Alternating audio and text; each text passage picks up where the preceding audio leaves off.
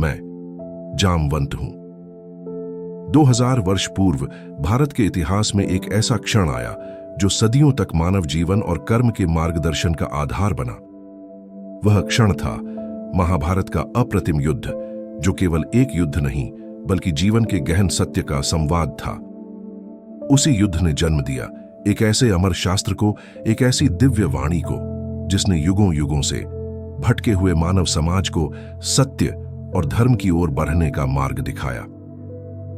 आज हम कृष्ण की उसी दिव्य वाणी से जन्मी भगवद गीता की अमर गाथा का आरंभ करने जा रहे हैं, हस्तिनापुर के पराक्रमी महाराज धृतराष्ट्र के एक प्रश्न से। राजमहल में बैठे धृतराष्ट्र, जो अपने मन में भारी चिंता लिए अपने विश्वसनीय सेवक संजय से प्रश्न करते हैं। हे संजय, धर्मभूमि कुरुक्षेत्र में जब मेरे और पांडु के पुत्र युद्ध की इच्छा से एकत्र हुए तो उन्होंने वहां क्या किया? ध्यान दीजिए, ईश्वर ने यह सृष्टि किसी तेरे मेरे के भेद से नहीं रची। सब कुछ सबके लिए है, परंतु जब मनुष्य मोह से ग्रस्त होता है तब वह कहता है ये मेरे हैं, वे तेरे हैं। इसी भ्रम से जन्म लेता है संघर्ष। महाभारत के संघर्ष का मूल कारण भी यही अपने पराये का भेद है, मेरे पुत्र और मेरे छोटे भाई पांडु के पुत्र। संजय ने कहा, हे राजन, जब दुर्योधन ने पांडवों की विशाल सेना को व्यूहबद्ध खड़ा देखा तो वे आचार्य द्रोण के पास पहुंचे और बोले, हे आचार्य, देखिए तो सही, यह कैसी भारी भरकम सेना खड़ी है, और इसे सजाया है आपके ही तेजस्वी शिष्य धृष्टद्युम्न ने। इसमें वे योद्धा हैं जो अर्जुन और भीम ही के समान युद्ध के शेर हैं।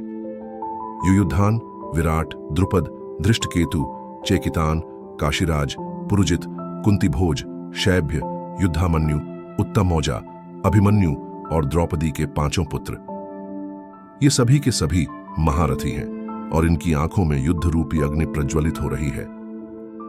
अब मेरे पक्ष की ओर भी देखिए।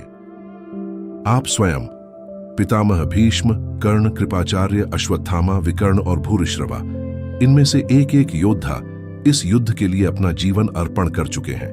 ये सब युद्ध कला में पारंगत हैं। फिर भी मेरी सेना भीष्म के संरक्षण में होते हुए भी मुझे कमजोर लग रही है और पांडवों की सेना भीम के नेतृत्व में तेजस्वी। गुरु द्रोण, मैं जानता हूं कि धर्म क्या है, पर उसमें मेरी प्रवृत्ति नहीं होती है। मैं अधर्म को भी जानता हूं, पर उससे मेरी प्रवृत्ति हटती नहीं।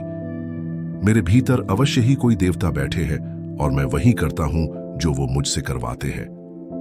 दुर्योधन की ये बात सुनकर गुरु द्रोण कहने लगे, युवराज, आपके अंदर बैठे उस देवता का नाम है कामना। जब मन कामना के वश होता है तब धर्म केवल एक नाम मात्र ही रह जाता है। लेकिन पांडव, वे तो मन के नहीं, भगवान की आज्ञा और धर्म के अनुसार चलते हैं। जब दुर्योधन गंधर्वों द्वारा बंदी बना लिए गए थे तब युधिष्ठिर ने ही दुर्योधन को छुड़वाया और उनसे कहा, जब कोई बाहरी संकट आता है तब हम 105 भाई एक हैं। आपस में मतभेद हो तभी हम 100 और 5 भाई अलग हैं। ये है धर्म की आत्मा और यही है इस युद्ध की पृष्ठभूमि। दुर्योधन ने अपनी सेना को आदेश देते हुए कहा, आप सब के सब योद्धा अपने अपने मोर्चे पर डटे रहें और चारों ओर से पितामह भीष्म की रक्षा करें। ये सुनते ही जैसे आकाश कांप उठा। भीष्म पितामह ने सिंह के समान गरजकर शंख बजाया, इतना तेज कि दिशाएं थर्राने लगीं। उसके बाद नगाड़े, ढोल, नरसिंघे, भेरियां, सभी बाजे एक साथ गूंज उठे। वो शब्द मानो युद्ध ने स्वयं घोषणा कर दी हो कि अब कोई लौट नहीं सकता। फिर श्वेत घोड़ों से युक्त रथ पर बैठे अर्जुन और भगवान श्री कृष्ण ने अपने दिव्य शंख बजाए। कृष्ण ने पांचजन्य, अर्जुन ने देवदत्त, भीम ने पौंड्र नामक महाशंख को गरजाया।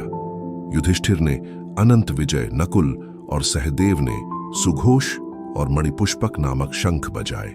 काशीराज, शिखंडी, धृष्टद्युम्न, विराट, सात्यकी, द्रुपद, द्रौपदी के पुत्र और सुभद्रा पुत्र अभिमन्यु, इन सभी ने भी अपने अपने शंखों से युद्ध को आवाज दी। उन शंखों की आवाज केवल हवा को नहीं चीर रही थी, धृतराष्ट्र के पुत्रों के हृदय भी फाड़ रही थी।